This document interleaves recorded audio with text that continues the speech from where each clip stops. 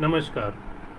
मैं उदय कुमार एक बार फिर से स्वागत करता हूं आप सभी मित्रगणों का, आप सभी दोस्तों का, आप सभी साथियों का। मित्रों, आज से जैसा कि आप सभी को मालूम है कि आज से पितृपक्ष की शुरुआत हो गई है और पितृपक्ष के दौरान हम जो है अपने पूर्वजों को याद करते हैं। उनके निमित्त हम जो है दान पुण्य करते हैं। उनकी आत्मा की शांति के लिए तमाम तरह के अनुष्ठान करते हैं, पूजन करते हैं। और मित्रों, वो सभी कार्य करते हैं जिससे हमारे पितृगण प्रसन्न हो। मित्रों, ये बहुत महत्वपूर्ण जानकारी लेकर मैं आप सभी के बीच आया हूँ और ये उन सभी के लिए है जिनके माता पिता नहीं है या फिर जिनके दादा परदादा नहीं है, वो स्वर्ग को सिधार गए हैं। ऐसे तमाम लोगों के लिए ये महत्वपूर्ण होता है। पितृपक्ष का जो पावन पर्व होता है, पितृपक्ष के 16 दिन के दौरान जो है हम तमाम तरह के श्राद्ध करते हैं। श्राद्ध में क्या कुछ महत्व है और क्या कुछ करते हैं उसके बारे में मैं बताऊंगा मेरे मित्रों इस पूरे कार्यक्रम में। और मैं आप सभी को पूरी विस्तृत जानकारी दूंगा कि पितृपक्ष के दौरान किस प्रकार से आप जो है कर्मकांड करेंगे, कैसे आप पूजन अर्चन करेंगे, क्या दान करेंगे, कैसे पुण्य करेंगे, किस स्थान पे जाएंगे और वहाँ पे आपको जो है वो तमाम तरह के जो है पूजन अर्चन अनुष्ठान करने से पितृ जो है वो आप पे प्रसन्न होंगे। उसके बारे में विस्तृत जानकारी आप सभी को देने वाला हूँ मेरे मित्रों। और इसके लिए क्या करना होगा, आपको हमसे जुड़े रहना होगा, मेरी बातों को ध्यान से सुनना होगा और उसी तरह से आपको जो है अपने कार्यों को आगे बढ़ाना होगा। और मेरे मित्रों, मैं आप सभी को बताऊं, ये बहुत महत्वपूर्ण जानकारी मैं आप सभी को देने वाला हूं और इसको करने से जो है आपके पितृ न सिर्फ प्रसन्न होंगे बल्कि आपको आशीर्वाद देंगे और आपके जीवन में जो है तमाम तरह की समस्याएं हैं उसका समापन होगा। और मेरे मित्रों, जैसे आप मान के चलिए कि मैं आपसे कुछ सवाल करना चाहूँगा। कार्यक्रम की शुरुआत करूँगा उससे पहले मैं कुछ सवाल आपसे करना चाहूँगा। क्या आपकी कुंडली शापित है? क्या आपकी कुंडली जो है, जन्म कुंडली जो है वो शापित है? आपकी कुंडली पितृदोष से पीड़ित है? जीवन में पितृगण का नकारात्मक प्रभाव पड़ रहा है आपके जीवन में? आप देव ऋण, ऋषि ऋण और पितृ ऋण से ऋण होना चाहते हैं? समस्त पारिवारिक, आर्थिक, शारीरिक एवं मानसिक व्याधियों से मुक्ति पाना चाहते हैं? और अगर आप वास्तव में ऐसा करना चाहते हैं, आप जो है अपनी कुंडली, शापित कुंडली को ठीक कराना चाहते हैं, अगर आपकी कुंडली पितृदोष से पीड़ित है आपकी कुंडली और आपके जीवन में जो अगर पितृ ऋण का नकारात्मक प्रभाव पड़ रहा है, आप देव ऋण, ऋषि ऋण और पितृ ऋण से ऋण होना चाहते हैं और सभी पारिवारिक, आर्थिक, शारीरिक और मानसिक व्याधियों से मुक्ति पाना चाहते हैं, तो ये जो शुभ अवसर है, ये जो शुभ दिन है, ये जो शुभ पखवाड़ा है, वो आपके जीवन की समस्त जितनी भी बाधाएं हैं, समस्याएं हैं, उनका निवारण करने वाला है। मैं पितृ पक्ष की बात कर रहा हूं मेरे मित्रों। और मैं आगे बढ़ूंगा उससे पहले जो है मैं अपने पितरों को, जो हमारे भी पितर हैं जो कि हमारे जीवन के लिए बहुत महत्वपूर्ण है, हमारे जीवन को जो है वो सफल बनाते हैं, सुगम बनाते हैं, उनको मैं पहले नमस्कार करना चाहूँगा। उसका एक मंत्र है मेरे मित्रों, उस मंत्र के बारे में मैं सबसे पहले बताऊंगा आगे बढ़ने से पहले। ओम नमो वह पितरो रसाय नमो वह पितरो, ओम नमो वह पितरो रसाय नमो वह पितर, शोषाय नमो वह पितरो, जीवाय नमो वह पितर, स्वधाय नमो वह पितरो, घोराय नमो वह पितरो, मनवे नमो वह पितर, नमो पितरो नमो वो गृहाण, मम पूजा पितरो दत्त सत्तो, वह सर्व पितरो नमो नमः। ये जो है बहुत महत्वपूर्ण, पितरों को जो है अपने पूर्वजों को याद करने के लिए, उनको नमस्कार करने के लिए बहुत अहम मंत्र है मेरे मित्रों, बहुत महत्वपूर्ण मंत्र है। एक बार फिर से मैं बोल रहा हूँ, ओम नमो वह पितरो रसाय नमो वह पितर, शोषाय नमो वह पितरो, जीवाय नमो वह पितर, स्वाध्याय नमो वह पितरो, घोराय नमो वह पितरो, मनयवे नमो वह पितरो नमो वह गृहाम, मम पूजा पितरो दत्त सतो, वह सर्व पितरो नमो नमः। तो आपको जो है पितृ पक्ष जो है मेरे मित्रों आज ही से प्रारंभ हो रहा है और ये जो है 15-16 दिन का 16 दिन वो समय होता है जब आप अपने पितरों को, नाराज पितरों को, रुष्ट पितरों को आप मना सकते हैं। अपने जीवन को आप जो है उनका आशीर्वाद प्राप्त कर सकते हैं और आप अपने जीवन को जो है सरल, सुगम और सफल बना सकते हैं। मित्रों, मैं जैसा कि आपको बोला कि क्या आपकी कुंडली, अगर आपकी कुंडली शापित है मेरे मित्रों, अगर आपकी कुंडली शापित है, आपकी कुंडली जो है वो पितृदोष से पीड़ित है, आप अपने जीवन में पितृ ऋण का नकारात्मक प्रभाव आपके जीवन पर अगर पड़ रहा है, अगर आप देव ऋण, ऋषि ऋण और पितृ ऋण से उऋण होना चाहते हैं, समस्त पारिवारिक, आर्थिक, शारीरिक और मानसिक व्याधियों से मुक्ति प्राप्त करना चाहते हैं, तो मित्रों आ गया है वो शुभ अवसर, आ गया है वो शुभ दिन, आ गया है वो पितृपक्ष, जब आपके जीवन की समस्त समस्याओं का निवारण होगा, समस्त समस्याओं का शमन होगा। और ये कैसे होगा? ये आपके पितृ जो है, आपके पितर जो है, आपके पूर्वज जो है, वो आपको आशीर्वाद देंगे और उस आशीर्वाद से जो है आपकी इन समस्त समस्याओं का समाधान होगा। मित्रों, मैं आगे बढ़ूंगा और आप सभी को और थोड़ी सी जानकारी दूंगा कि पितृपक्ष जो है आज यानी कि 2 सितंबर से शुरू हो चुका है और इसका समापन जो है 17 सितंबर को होगा। पितृपक्ष में पूर्वजों की आत्मा को शांति प्रदान करने के लिए तर्पण, दान, पुण्य एवं ब्राह्मण भोज का जो है विधान है। मेरे मित्रों, मैं एक बार फिर से आप सभी को बताता चलूं कि पितृपक्ष जो है आज से यानी 2 सितंबर से ही शुरू हो चुका है। आज 10 बजे के आसपास जो है शुरू हो गया है, 11 बजे के आसपास मान के चलिए कि 11 बजे से है आज जो है पितृपक्ष का पावन पर्व शुरू हो चुका है। पावन पर्व मैं इसलिए कह रहा हूँ मेरे मित्रों कि इसमें जो है आप अपने पूर्वजों को प्रसन्न कर सकते हैं और उनसे मनवांछित आशीर्वाद, वरदान प्राप्त कर सकते हैं आप। और जैसा कि मैंने बताया कि अगर आपकी कुंडली शापित है, आपकी कुंडली में पितृदोष से पीड़ित है, आपकी कुंडली जीवन में पितृ ऋण का नकारात्मक प्रभाव पड़ रहा है, आप देव ऋण, ऋषि ऋण और पितृ ऋण से जो ऋण होना चाहते हैं, आप सभी पारिवारिक, आर्थिक, शारीरिक और मानसिक व्याधियों से मुक्ति प्राप्त करना चाहते हैं, तो आपको क्या करना है कि पितृपक्ष में जो है वो, जो कि आज से शुरू हो चुका है और इसका समापन 17 सितंबर को होगा, तो पितृपक्ष में आपको क्या करना है कि पूर्वजों की आत्मा की शांति के लिए, अगर उन समस्याओं से आप समाधान प्राप्त करना चाहते हैं, तो पितृपक्ष के दिनों में आपको क्या करना है कि पूर्वजों की आत्मा को शांति प्रदान करने के लिए आपको तर्पण करना है, दान करना है, पुण्य करना है और ब्राह्मणों को भोज कराने का भी विधान है मेरे मित्रों। और जैसा कि मैं आप सभी को बताता चलूं कि भाद्रपद मास की पूर्णिमा से आश्विन मास की अमावस्या तक पितरों के निमित्त जो है श्राद्ध कर्म के लिए महत्वपूर्ण मानी जाती है और इन 15 तिथियों में सभी अपने अपने पितरों को याद करते हैं और उनका तर्पण करते हैं। मेरे मित्रों, आप सभी को मैं बताऊं कि प्रत्येक वर्ष जो है वो हर साल जो है, प्रत्येक वर्ष जो है पितृपक्ष पर पूर्वजों के लिए श्राद्ध कर्म किया जाता है और इन दिनों श्राद्ध कर्म के दौरान क्या किया जाता है? पिंडदान किया जाता है, तर्पण किया जाता है, हवन किया जाता है और अन्न दान का जो है वो मुख्य होते हैं। मैंने इन दिनों में यानी पितृपक्ष के दिनों में पिंडदान, तर्पण, हवन और अन्न दान का जो है बहुत गहन महत्व होता है। और मेरे मित्रों, मैं आप सभी को बताऊं कि ये सप्ताह जो होते हैं ना, 2 सप्ताह की मैं बात कर रहा हूँ, एक पखवाड़े की बात कर रहा हूँ, तो ये सप्ताह जो है पितरों को समर्पित होते हैं। और ऐसी मान्यता है कि जो लोग पितृपक्ष में पूर्वजों का तर्पण नहीं कराते उन्हें पितृदोष लगता है, जिसके बारे में आप सभी को मैंने बताया। मित्रों, श्राद्ध के बाद ही पितृदोष से मुक्ति ही मिलती है। अगर आप श्राद्ध करते हैं, अगर आप कर्मकांड के अनुसार अपने पितरों से निमित्त श्राद्ध करते हैं, तो उसके बाद आपको पितृदोष से मुक्ति मिल जाती है और श्राद्ध से जो है पितरों को शांति मिलती है, वे प्रसन्न रहते हैं और उनका आशीर्वाद जो है परिवार को प्राप्त होता है। हालांकि इस साल मेरे मित्रों मोक्षदायिनी गया की धरती पे जो है वो पिंडदान नहीं किया जा सकेगा। कोरोना महामारी के कारण, कोरोना के बढ़ते प्रकोप के कारण, कोरोना से बढ़ते संक्रमण के कारण जो है वो बिहार सरकार ने ये फैसला लिया है कि गया में इस बार जो है पिंडदान नहीं होगा।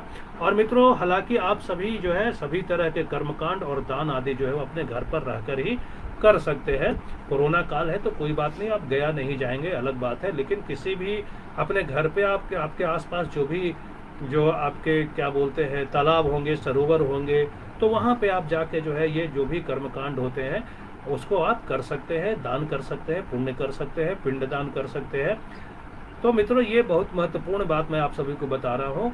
और ये जो है पितृपक्ष में और क्या कुछ करना है, तो श्राद्ध की बात मैंने अभी की मेरे मित्रों की। श्राद्ध जो है अपने पितरों के निमित्त जो है आपको श्राद्ध करना है, पिंडदान करना है। और गया जो है, बिहार का गया जो है वो बहुत महत्वपूर्ण स्थान है पिंडदान के लिए, लेकिन इस बार वहाँ पे ये नहीं किया जा सकेगा क्योंकि कोरोना महामारी के कारण बिहार सरकार जो है उस पर पाबंदी लगा के रखी है। और मेरे मित्रों आप सभी को मैंने श्राद्ध की बात की, तो आपको बताऊं कि श्राद्ध किसे कहते हैं। तो श्राद्ध के बारे में आप सभी को मैं बताऊं, वास्तव में श्राद्ध का अर्थ है ना, श्रद्धा पूर्वक अपने पूर्वजों को जो इस समय जीवित नहीं है उनका आभार प्रकट करना। श्राद्ध का मतलब मेरे मित्रों, अगर सरल भाषा में मैं समझाऊं तो श्राद्ध का मतलब है, श्राद्ध का अर्थ है श्रद्धा पूर्वक अपने पूर्वजों को जो इस समय जीवित नहीं है उनका आभार प्रकट करना है।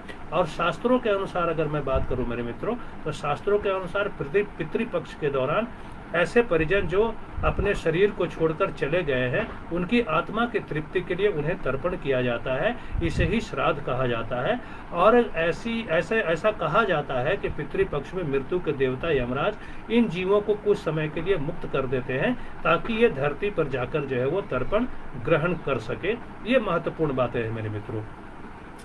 अब मैं आगे बढ़ूं और आप सभी को बताऊं तो पितृपक्ष में कैसे करें आप श्राद्ध, श्राद्ध करने की क्या विधि है, किस तरह से आप श्राद्ध करेंगे, अपने पितरों के निमित्त जो आप श्राद्ध कर रहे हैं वो किस तरह से करेंगे, उसके बारे में मैं आपको बताऊं। तो मेरे मित्रों श्राद्ध पक्ष के दिनों में यानी कि पितृपक्ष के दिनों में पूजा और तर्पण करिए। श्राद्ध पक्ष के दिनों में पूजा और तर्पण करिए। पितरों के लिए बनाए गए भोजन के 4 ग्रास निकालिए और उनमें से एक हिस्सा गाय को दे दीजिए, दूसरा हिस्सा कुत्ते को दे दीजिए, तीसरा हिस्सा कौवे को दे दीजिए और एक हिस्सा जो है वो अतिथि के लिए रख लीजिए। और मित्रों आप सभी को बताऊं तो पितृपक्ष के दौरान श्राद्ध में जो है पिंडदान और तर्पण के साथ ब्राह्मण भोजन भी कराया जाता है। और ऐसा करने से जो है पितर यानी आपके पितरी जो है वो आपके पूर्वज जो है वो तृप्त होते हैं।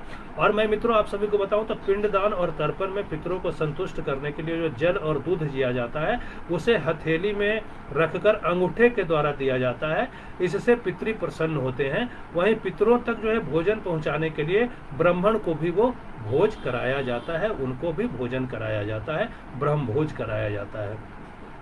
और मेरे मित्रों मैं आप सभी को बताऊं तो पितृपक्ष में गया का क्या विशेष महत्व है, तो पुराणों, शास्त्रों, वेदों में भी बताया गया है, धर्म ग्रंथों में बताया गया है कि बिहार के गया स्थित विष्णुपद मंदिर परिषद में प्रतिवर्ष मंत्रों के उच्चारण के साथ पितृपक्ष मेला का शुभारंभ होता है और 17 दिनों तक चलने वाले पितृपक्ष मेला में लाखों तीर्थार्थियों का आगमन होता है। और मोक्ष नगरी के नाम से प्रसिद्ध गया में देश विदेश से पिंडदानी और कर्मकांड के लिए लोग यहाँ आते हैं। लेकिन जैसा कि मैंने बताया मेरे मित्रों कि इस वर्ष जो है वहाँ कोरोना महामारी के कारण ये मेला पितृपक्ष का मेला नहीं लग रहा है, लिहाजा वहाँ पे भीड़ नहीं उपस्थित हो रही। आप घर पे रहकर ही पिंडदान करा सकते हैं, पितरों के निमित्त श्राद्ध कर्म कर सकते हैं। और मित्रों मैं इसी के साथ आगे बढ़ूंगा और आप सभी को बताऊंगा कि पितृपक्ष में पितर देवता पृथ्वी लोक का भ्रमण करते हैं। जैसा कि मैंने पहले भी बताया कि यमराज जो है ये 15 दिनों के लिए उनको मुक्त कर देते हैं। और हमारे जो पितर है, हमारे जो पूर्वज है, जो मोक्ष को प्राप्त कर गए हैं, जो मृत्यु को प्राप्त कर गए हैं, वो हमारे बीच आते हैं और हम उनके प्रति जो है उनके निमित्त जो है श्राद्ध करते हैं। और ऐसा माना गया है, शास्त्रों में कहा गया है, ये श्राद्ध में जो भी हम दान पुण्य करते हैं, जो भी भोजन ब्राह्मणों को कराते हैं, वो हमारे पितरों को प्राप्त होता है। मित्रों मैं आगे बढ़ूंगा और आप सभी को बताऊंगा कि ऐसी मान्यता है कि पितृपक्ष में पितर देवता यानी पितृ देवता जो है वो पृथ्वी लोक का भ्रमण करते हैं। इन दिनों में गया, हरिद्वार, उज्जैन, इलाहाबाद जैसे धार्मिक स्थलों पर जो है वो पिंडदान किया जाता है। और इन धर्म स्थलों पर तर्पण करने से पितृ देवता जो है तृप्त होते हैं। दिवंगत पूर्वजों की आत्मा की शांति के लिए तर्पण किया जाता है। श्राद्ध वो कर्म है मेरे मित्रों, श्राद्ध वो कर्म है जिससे पितरों को तृप्ति के लिए भोजन दिया जाता है। और पिंडदान और तर्पण करने से उनकी आत्मा को शांति मिलती है। जिस तिथि पर परिवार के व्यक्ति की मृत्यु हुई है उसी तिथि पर जो है उस व्यक्ति के लिए श्राद्ध कर्म करना चाहिए, ऐसा जो है शास्त्रों में कहा गया है। मित्रों आगे बढ़ूंगा और आप सभी को बताऊंगा, बोला गया है कि श्रद्धाम इदम श्राद्धम, श्रद्धाम इदम श्राद्धम, श्रद्धाम इदम श्राद्धम। ये शास्त्र का वचन है मेरे मित्रों, जिसमें कहा गया है श्रद्धाम इदम श्राद्धम, अर्थात पितरों के निमित्त श्रद्धा से किया गया कर्म ही श्राद्ध है। मित्रों, आपको जैसा कि मैंने बताया कि 2 सितंबर 2020 से महालय यानी श्राद्ध पक्ष जो है वो प्रारंभ हो चुका है और इन 14 दिनों 15 दिनों के अंदर जो है पितृगणों यानी पितरों के निमित्त श्राद्ध एवं तर्पण किया जाएगा। किंतु जानकारी के अभाव में ज्यादातर लोग जो है इसे उचित रीति से नहीं करते, जो कि दोषपूर्ण है, क्योंकि शास्त्रानुसार पितरों वाक्य में छंती भाव में छंती देवता। शास्त्रों में कहा गया है मेरे मित्रों, पितरों वाक्य में छंती, पितरों वाक्य में छंती भाव में छंती देवता, अर्थात देवता भाव से प्रसन्न होते हैं और पितृगण शुद्ध और उचित विधि से किए गए कर्म से।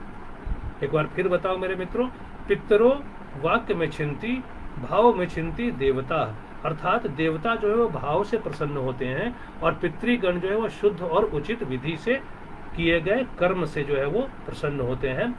अब मित्रों, मैं आप सभी को बताऊं कि पितृदोष क्या है, क्योंकि मैंने ऊपर आपको सभी को बताया कि पितृदोष कब लगता है, क्या है, आपकी कुंडली पितृदोष से कब शापित होती है, उसके बारे में बताओ मेरे मित्रों। तो पितृदोष जो है वह दोष है जो पितरों से संबंधित होता है, पितृदोष कहलाता है। यानी कि वह दोष जो पितरों से संबंधित होता है वो पितृदोष कहलाता है। यहाँ पितरी का अर्थ जो है पिता नहीं होता है मेरे मित्रों, यहाँ पितरी का अर्थ जो है पिता नहीं होता है, वर्ण पूर्वज होता है। और ये पूर्वज वो होते हैं जो मुक्ति प्राप्त न होने के कारण पितृलोक में रहते हैं और अपने प्रियजनों से उन्हें विशेष स्नेह रहता है। श्राद्ध या अन्य धार्मिक कर्मकांड न किए जाने के कारण या अन्य किसी कारणवश रुष्ट हो जाए तो उसे पितृदोष कहते हैं। और विश्व के लगभग सभी धर्मों में यह माना गया है कि मृत्यु के पश्चात व्यक्ति की देह का तो नाश हो जाता है, लेकिन उनकी आत्मा कभी भी नहीं मरती है। और पवित्र गीता के अनुसार मैं मित्रों आप सभी को बताऊं कि पवित्र गीता के अनुसार जिस प्रकार स्नान के पश्चात हम नवीन वस्त्र धारण करते हैं, उसी प्रकार यह आत्मा जो है वो भी मृत्यु के बाद एक देह को छोड़कर नवीन देह यानी नए देह धारण कर लेती है। हमारे पितरों को भी सामान्य मनुष्य की तरह सुख दुख मोह ममता और भूख प्यास आदि का अनुभव होता है। और यदि पितृ योनि में गए व्यक्ति के लिए उसके परिवार के लोग श्राद्ध कर्म तथा श्राद्ध का भाव नहीं रखते हैं तो वह पितर अपने प्रियजनों से नाराज हो जाते हैं। और सामान्य तौर पर मेरे मित्रों, इन पितरों के पास जो है वो अलौकिक शक्तियां होती हैं और यह अपने परिजन एवं और वंशजों की सफलता सुख समृद्धि के लिए चिंतित रहते हैं। और जब इनके प्रति श्रद्धा तथा धार्मिक कर्म नहीं किए जाते हैं तो ये जो है वो निर्बलता का अनुभव करते हैं और चाह कर भी अपने परिवार की सहायता नहीं कर पाते हैं। और यदि ये नाराज हो गए तो इनके परिजनों को तमाम कठिनाइयों का सामना करना पड़ता है, ऐसा जो है शास्त्रों में कहा गया है। मैं एक बार फिर से ये बात आप सभी को बता देता हूँ कि पितृपक्ष के दौरान अगर हम पितरों की बात कर रहे हैं मेरे मित्रों, तो आमतौर पर जो है सामान्यतः इन पितरों के पास अलौकिक शक्तियाँ होती हैं और यह अपने परिजनों और वंशजों की सफलता सुख शांति समृद्धि के लिए चिंतित रहते हैं। और जब इनके प्रति श्रद्धा तथा धार्मिक कर्म नहीं किए जाते हैं तो यह निर्बलता का अनुभव करते हैं और चाह कर भी अपने परिवार के सदस्यों की जो है सहायता नहीं कर पाते हैं। और यदि ये पितृगण नाराज हो गए मेरे मित्रों तो इनके परिजनों को तमाम कठिनाइयों का सामना करना पड़ता है, तमाम समस्याओं का सामना करना पड़ता है।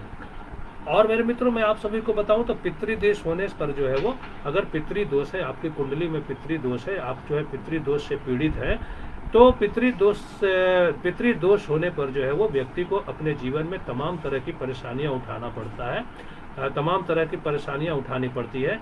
जैसे कि घर में सदस्यों का बीमार रहना, मानसिक परेशानी होना, संतान का न होना, पारिवारिक सदस्यों में वैचारिक मतभेद होना, जीविकोपार्जन में जो है वो अस्थिरता या पर्याप्त आमदनी होने पर भी धन का न रुकना, प्रत्येक कार्य में जो है अचानक रुकावटें आना, जातक पर कर्ज का भार होना, सफलता के करीब पहुंचकर भी असफल हो जाना, प्रयास करने पर भी मनवांछित फल का न मिलना, आकस्मिक दुर्घटना की आशंका और वृद्धावस्था में बहुत दुख प्राप्त होता है मेरे मित्रों। इस तरह की समस्याएं जो है आपके ऊपर आएंगी अगर आप पितृदोष से पीड़ित होंगे मेरे मित्रों। अगर आप आप जो है पितृदोष से पीड़ित है, आपकी कुंडली अगर पितृदोष से पीड़ित है मेरे मित्रों, तो क्या क्या कठिनाइयाँ समस्याएं आपको उठानी पड़ेंगी उसके बारे में मैं आप सभी को बता रहा हूँ। तो आपको मैं बताऊं कि पितृदोष होने पर जो है व्यक्ति को अपने जीवन में तमाम तरह की परेशानियां उठाना पड़ती है। जैसे घर में सदस्यों का बीमार रहना होता है, मानसिक परेशानी बढ़ती है, संतान सुख की प्राप्ति नहीं होती है, उसके साथ साथ पारिवारिक सदस्यों में जो वैचारिक मतभेद उत्पन्न होते हैं, जीविकोपार्जन में अस्थिरता आती है, और पर्याप्त आमदनी होने पर भी धन जो है वो नहीं रुक पाता है आपके पास, और हर एक कार्य में प्रत्येक कार्य में अचानक रुकावटें आ जाती है। और जातक पर यानी कि जिसकी कुंडली में पितृदोष है उसको जो है कर्ज का भार जो है उसके ऊपर हमेशा बना रहता है, और सफलता के करीब पहुंचकर भी वह व्यक्ति असफल हो जाता है, और प्रयास करने पर भी मनोवांछित फल की प्राप्ति नहीं होती है उस व्यक्ति को। इसके साथ ही साथ आकस्मिक दुर्घटना आदि की आशंका बनी रहती है, और वृद्धावस्था में बूढ़े होने पर जो है वो बहुत दुख का सामना करना पड़ता है। मित्रों, ये तमाम समस्याएं पितृदोष के कारण होती है, इसलिए मैं बोल रहा हूँ कि पितृपक्ष में जो है पितरों को प्रसन्न करने के लिए तमाम जितने भी उपाय हैं वो करने चाहिए हम सभी को। और मित्रों, मैं आगे बढ़ूं उससे पहले हम अपने मित्र का जो मनीष जी हमारे साथ जुड़ गए उनका धन्यवाद कर दूं। मनीष जी बहुत बहुत धन्यवाद मेरे वीडियो को लाइक करने के लिए, कमेंट करने के लिए। आप जो है आप जैसे मित्रगण हमसे जुड़ते हैं और हमारा मनोबल बढ़ाते हैं। मैं तमाम तरह की जो है तमाम तरह के धार्मिक कार्यक्रम या फिर जो समाचार से जुड़ा हुआ जो कार्यक्रम होता है वो लेकर आता हूँ। आप सभी पसंद करते हैं, कमेंट करते हैं, इसके लिए आप सभी का मैं अभिनंदन करता हूँ, स्वागत करता हूँ। आप सभी के प्रति कृतज्ञता व्यक्त करता हूँ, आप सभी के प्रति जो है आभार प्रकट करता हूँ। मेरे मित्रों, मैं जो हूँ पितृदोष के बारे में बता रहा हूँ, और जो अभी जो है पितृपक्ष की बात मैं कर रहा हूँ, तो उसमें जो है तमाम तरह की दिक्कतें आती हैं, परेशानियां आती हैं, जिसके बारे में मैंने आप सभी को बताया कि यदि आपके पितृ नाराज हैं, आपके पितर नाराज हैं, आपके पूर्वज नाराज हैं, तो जो है आपकी जो कुंडली है उसमें आपके ऊपर जो है पितृदोष लग जाता है, और पितृदोष के कारण आपको तमाम तरह की परेशानियों का सामना करना पड़ता है। और मेरे मित्रों, आप सभी को बताऊं कि आजकल बहुत से लोगों की कुंडली में जो है वो काल सर्पयोग यानी कि दोष जो है वो भी देखा जाता है, और वस्तुतः काल सर्प योग भी जी पितृदोष के कारण ही होता है। जिस काल सर्प योग की बात हम करते हैं वो भी पितृदोष के कारण ही होता है, जिसकी वजह से मनुष्य के जीवन में तमाम मुसीबतों और अस्थिरता का सामना करना पड़ता है। और मित्रों, इसी के साथ आगे बढ़ूंगा और भी मैं महत्वपूर्ण जानकारी आज जो है वो पितृपक्ष के प्रथम दिन जो है आप सभी को दे रहा हूँ। और इसमें जो है मित्रों आगे बढ़ूं और आप सभी को बताऊं तो त्रिविधं श्राद्ध मुच्यते के अनुसार जो त्रिविधं श्राद्ध मुच्यते एक पुस्तक है, ग्रंथ है, उसके अनुसार मत्स्य पुराण में 3 प्रकार के श्राद्ध बतलाए गए हैं, जिन्हें नित्य, नैमित्य और काम्य श्राद्ध कहते हैं। जो त्रिविधं श्राद्ध मुच्यते के अनुसार जो कहा गया है मेरे मित्रों, और मत्स्य पुराण में जो है उसके अनुसार बताया गया है, मत्स्य पुराण में बताया गया है कि 3 प्रकार के श्राद्ध जो है वो होते हैं, और उन्हें जो है वो नित्य, नैमित्य और काम्य श्राद्ध कहते हैं। जबकि यम स्मृति में 5 प्रकार के श्राद्धों का वर्णन मिलता है, जिन्हें नित्य, नैमित्य, कायम, वृद्धि और पार्वण के नाम से जाना जाता है। ये जो है मैं आपको श्राद्ध कितने प्रकार के होते हैं उसके बारे में बता रहा हूँ मेरे मित्रों। तो जो मत्स्य पुराण है उसमें 3 प्रकार के श्राद्ध बताए गए हैं, वो है नित्य, नैमित्य और काम्य श्राद्ध। जबकि यम स्मृति में जो है 5 प्रकार के श्राद्धों का वर्णन मिलता है, जिन्हें हम नित्य, नैमित्य, काम्य, वृद्धि और पार्वण के नाम से जानते हैं। और अगर नित्य श्राद्ध की बात करें मित्रों, मैं थोड़ी सी जानकारी विस्तार से दूं आपको श्राद्धों के बारे में। तो सबसे पहले हम नित्य श्राद्ध की बात करते हैं मेरे मित्रों।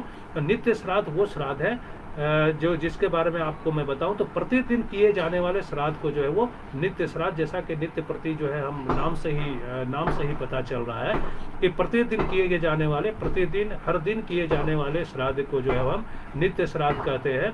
और इस श्राद्ध में जो है विश्व देव को स्थापित नहीं किया जाता, केवल जल से ही भी इस श्राद्ध को संपन्न किया जा सकता है।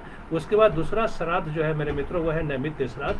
किसी को भी निमित्त बनाकर जैसे आप पूर्वजों के निमित्त श्राद्ध करते हैं तो वो नैमित्य श्राद्ध कहा जाता है। तो किसी को भी निमित्त बनाकर, किसी को भी बांधकर जब हम श्राद्ध करते हैं, यानी कि किसी को निमित्त बनाकर जो श्राद्ध किया जाता है उसे नैमित्तिक श्राद्ध कहा जाता है। और इसे जो है एकोदृष्ट के नाम से भी जाना जाता है। एकोदृष्ट का मतलब किसी एक को निमित्त मानकर किया जाने वाला श्राद्ध। और जैसे किसी की मृत्यु हो जाने पर दशा या फिर एक दशा आदि एकोदृष्ट श्राद्ध के अंतर्गत आता है। और इसमें भी विश्व देवों को स्थापित नहीं किया जाता है। अगर मैं काम्य श्राद्ध की बात मैं करूं मेरे मित्रों, तो किसी कामना की पूर्ति के निमित्त जो श्राद्ध किया जाता है वह काम्य श्राद्ध के अंतर्गत आता है। और अगर मैं वृद्धि श्राद्ध की बात करूं तो किसी प्रकार की वृद्धि में, जैसे पुत्र जन्म, वास्तु प्रवेश या फिर विवाह आदि प्रत्येक मांगलिक प्रसंग में भी पितरों की प्रसन्नता है तो जो श्राद्ध होता है उसे वृद्धि श्राद्ध कहते हैं। और इसे जो है नांदी श्राद्ध या फिर नांदी मुख श्राद्ध के नाम से भी जाना जाता है। वृद्धि जो श्राद्ध है उसको नांदी श्राद्ध या फिर नांदी मुख श्राद्ध के नाम से भी जाना जाता है। और यह एक प्रकार का कर्म कार्य है और दैनिक जो है जीवन में देव ऋषि पितृ तर्पण भी किया जाता है। अगर मैं आगे बढ़ूं मेरे मित्रों और पार्वन श्राद्ध की बात करूं तो पार्वन श्राद्ध पर्व से संबंधित होता है। और किसी पर्व जैसे पितृपक्ष, अमावस्या या पर्व की तिथि आदि पर किया जाने वाला जो श्राद्ध है वो पार्वन श्राद्ध कहलाता है। और यह श्राद्ध जो है वो विश्वदेव सहित होता है।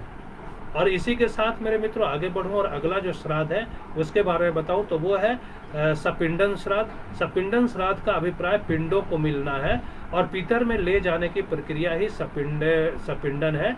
और प्रेत पिंड का पितृपिंडों में सम्मेलन कराया जाता है, इसे ही सपिंडन श्राद्ध कहा जाता है। और इसी के साथ मेरे मित्रों मैं आगे बढ़ूंगा और अब जो मैं आपको एक और श्राद्ध के बारे में बताऊंगा वो है गोष्ठी श्राद्ध। गोष्ठी शब्द का अर्थ समूह होता है और जो श्राद्ध जो है वो सामूहिक रूप से या फिर समूह में संपन्न किए जाते हैं उसे गोष्ठी श्राद्ध कहा जाता है। और मेरे मित्रों एक और श्राद्ध है जिसके बारे में मैं बताऊं तो शुद्ध अर्थ श्राद्ध है। शुद्धार्थ श्राद्ध। शुद्धार्थ श्राद्ध क्या है मेरे मित्रों, तो शुद्धि से निमित्त जो श्राद्ध किए जाते हैं उसे शुद्धार्थ श्राद्ध कहते हैं। जैसे शुद्धि हेतु ब्राह्मण भोज कराना चाहिए। उसके बाद जो है एक और जो अगला श्राद्ध है वो है कमार्ग श्राद्ध। कमार्ग श्राद्ध का क्या मतलब है, कमार्ग श्राद्ध का सीधा अर्थ कर्म का अंग होता है, अर्थात किसी प्रधान जो है वो कर्म के अंग के रूप में जो श्राद्ध संपन्न किए जाते हैं उसे कर्माग श्राद्ध कहते हैं। एक बार फिर मैं बताऊं मेरे मित्रों कि कर्माग श्राद्ध जो है वो कर्माग श्राद्ध का सीधा साधा अर्थ कर्म का अंग होता है, अर्थात किसी प्रधान कर्म के अंग के रूप में जो श्राद्ध संपन्न किए जाते हैं उसे कर्माग श्राद्ध कहा जाता है। और मित्रों इसी के साथ आगे बढ़ूंगा और एक और भी जो श्राद्ध है उसके बारे में मैं आप सभी को बताऊं तो और श्राद्ध जो है वो यात्रार्थ श्राद्ध है। यात्रा के उद्देश्य से किया जाने वाला श्राद्ध जो है वह यात्रार्थ श्राद्ध कहलाता है। और जैसे तीर्थ में जाने के उद्देश्य से या देशांतर जाने के उद्देश्य से जिस श्राद्ध को संपन्न कराना चाहिए वह जो है वह यात्रार्थ श्राद्ध ही है और इसे घृत श्राद्ध भी कहा जाता है। अगला जो श्राद्ध है मेरे मित्रों वो है पुष्ट्यर्थ श्राद्ध।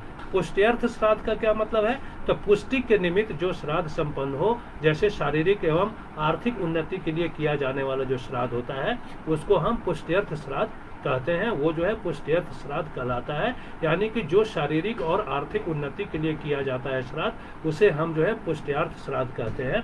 और इसी के साथ मेरे मित्रों ये श्राद्ध जो है इतने प्रकार के होते हैं और जैसी आपको कामना हो, जैसी आपकी मनोकामना हो उसके लिए आप श्राद्ध करा सकते हैं, श्राद्ध कर सकते हैं। अब मित्रों मैं जैसा कि पहले बताया आपको कि क्या आपकी कुंडली शापित है, आपकी कुंडली पितृ दोष से पीड़ित है, जीवन में पितृ ऋण का नकारात्मक प्रभाव पड़ रहा है, आप देव ऋण, ऋषि ऋण और पितृ ऋण से उऋण होना चाहते हैं, समस्त पारिवारिक, आर्थिक, शारीरिक एवं मानसिक व्याधियों से मुक्ति पाना चाहते हैं, तो पितृ दोष एवं पितृ ऋण शांति यज्ञ अनुष्ठान में आपको भाग लेना होगा। आपको जो है ऐसा कोई अनुष्ठान कराना होगा जिसमें पितृ ऋण के लिए, शांति के लिए जो पूजन अनुष्ठान होता है। और आपको ये भी जो है क्या है पितृ दोष के कारण और क्या है उसका निवारण, इसके बारे में आपको भी विस्तृत रूप से बताया जाएगा। और कैसे प्रसन्न होंगे पितृगण इसके बारे में मैंने आप सभी को बताया मेरे मित्रों। और मैं आप सभी को बताऊं कि पितृ को प्रसन्न करके न सिर्फ आपको जो है वो आपका उनका आशीर्वाद प्राप्त होता है, पितरों का आशीर्वाद प्राप्त होता है, बल्कि जो है आपका संपूर्ण निवारण समस्याओं का जो है वो समाधान हो जाता है मेरे मित्रों। वास्तव में पितृपक्ष में पितृगणों को जो है श्राद्ध पूर्वक पिंड दान करने, तिलांजलि देने तथा तर्पण करने से आपके जीवन की समस्त समस्याओं का ही नहीं बल्कि उनके कारणों का भी शमन हो जाता है मेरे मित्रों। और आपको जो है स्वर्गलोक, विष्णुलोक एवं ब्रह्मलोक में स्थान मिलता है। और मेरे मित्रों, आपके जो पितर हैं ना, जो जिनको आप पितृपक्ष में अगर आप उनका जो है वो शास्त्रोक्त विधि से पूजन अर्चन पिंडदान और तर्पण करते हैं, तो उनका आशीर्वाद तो आपको प्राप्त होता ही होता है। और मेरे मित्रों, जैसा कि मैंने बताया कि जो है पितृपक्ष में पितृगण जो है वो पितृपक्ष में पितृगणों को श्रद्धा पूर्वक पिंड दान करने से, तिलांजलि देने से, तर्पण करने से और ब्राह्मणों को भोज कराने से जो है ना, आपके जीवन की समस्त समस्याओं का ही नहीं, उनके कारणों का भी निवारण हो जाता है मेरे मित्रों। और पितरों को जो है स्वर्गलोक, विष्णुलोक और ब्रह्मलोक में स्थान मिलता है। और मित्रों, आप सभी को बताऊं कि मंत्रों के सकारात्मक प्रभाव और पितृगणों के आशीर्वाद से समस्त सांसारिक सुखों और भोगों की आपको जो है प्राप्ति होती है। और पूर्वजों के प्रति, अपने जो पितृगणों के प्रति कृतज्ञता ज्ञापित करने से आप तीनों ऋणों से जो है वो उरीण हो जाते हैं और समस्त जानी अनजानी मृत आत्मा जो है, जो समस्त जानी मानी मृत आत्माओं की जो है वो शांति हो जाती है और जीवन आपका जो है वो कल्याणकारी और मंगलकारी बन जाता है। मेरे मित्रों, संसार में जो है आकर जो गृहस्थ अपने पितरों को श्रद्धा पूर्वक पितृपक्ष के दौरान पिंडदान, तिलांजलि और ब्राह्मणों को भोजन कराते हैं, उनको इस जीवन में सभी सांसारिक सुख और भोग प्राप्त होते हैं। वे उच्च शुद्ध कर्मों के कारण अपनी आत्मा के भीतर एक तेज और प्रकाश से आलोकित होते हैं और मृत्यु के उपरांत भी श्राद्ध करने वाले सदगृहस्थ को स्वर्गलोक, विष्णुलोक और ब्रह्मलोक का की जो है वो प्राप्ति होती है। तो मेरे मित्रों, ये जो है महत्वपूर्ण जानकारी थी पितृपक्ष के पहले दिन मैंने आप सभी को दी। मेरी कोशिश रहेगी, मैं प्रयास करूंगा कि प्रतिदिन मैं आपसे जुड़ूं और आपको जो है पितृपक्ष के दौरान क्या कुछ, कैसे, किन मंत्रों का जप करना चाहिए, कौन से मंत्र के जप करने से आपके पितृ जो है प्रसन्न होंगे, आपके ऊपर जो है आशीर्वाद बरसाएंगे, उसके बारे में मैं विस्तृत जानकारी आप सभी को दूंगा। मित्रों, आज के लिए इतना ही। आज मैंने आपको पितृपक्ष के बारे में बताया, जो कि आज से लेकर 17 सितंबर तक चलेगा और इस दौरान जो है वो तमाम तरह के जो जितने भी श्राद्ध होते हैं उसके बारे में मैं बताया। तो आप जो है इस 17 दिन के दौरान जो है अपने पितरों को प्रसन्न कर सकते हैं। अपने जीवन में जितने भी परेशानियां हैं उसको आप जो है वो उसका शमन कर सकते हैं। जैसा कि मैंने बताया आप सभी को कि पितृपक्ष में पितृगणों को श्रद्धा पूर्वक पिंड दान करने से, उनको तिलांजलि देने से तथा तर्पण करने से आपके जीवन की सभी समस्याओं का ही नहीं बल्कि उनके कारणों का भी निवारण हो जाता है और आपको जो है स्वर्गलोक, विष्णुलोक और ब्रह्मलोक में स्थान मिलता है।